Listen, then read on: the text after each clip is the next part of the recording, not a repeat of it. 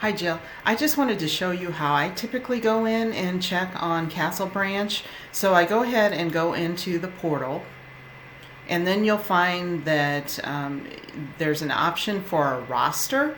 I click on roster, and then I go into incoming. And then once incoming pops up, this is a little slow, I apologize for this, there's a search box, and I believe you were looking at Angela Gilbreth. So you can just enter her last name because we're searching by last name and find her records. And you'll see this is the real quick and easy way to see if everything is done, but it's not always true with all the green check marks. So the green check marks, that's really the trigger that should be that everything is completed. One thing that I do recommend looking at is actually their background check, because some of them have a background check, but it's too old. It may have been in a previous program. So you just want to check the date of the background check to make sure that it's appropriate for this particular program, especially for our students that came to us again after their master's program. They'll need to have another one in the DNP program. And the same holds true as they're entering into the master's program. Their bachelor's one may be too old. So kind of keep that in mind as well. And then you can go into each one of the trackers, and I do recommend doing so just to make sure that everything's in order, and you can see that everything's complete for the tracker. So you can see that they've done their, Angela's done her HIPAA training. And then with the clinical requirements, this is where the dates become important. And for instance, the influenza vaccine, and that's something that they need to do annually. So we know that Angela needs to have hers in September so that it's updated, and when it gets close to the September date, it will be indicated, and actually an email is triggered by Castlebranch and sends it to the student. Sometimes the students don't actually pay attention to those emails, and we may need to send reminders. It is our responsibility to make sure that our students have all the requirements, because this is what is mandated by the contracts that we have with the practicum sites.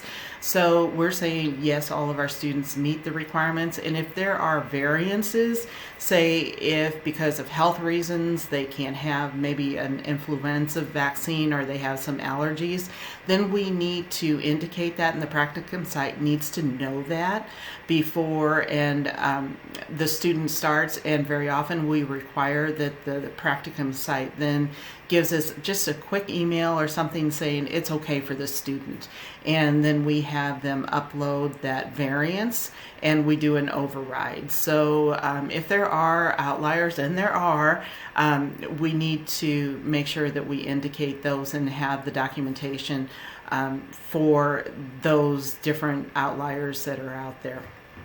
So you'll also notice, I don't know that you have any Kentucky students.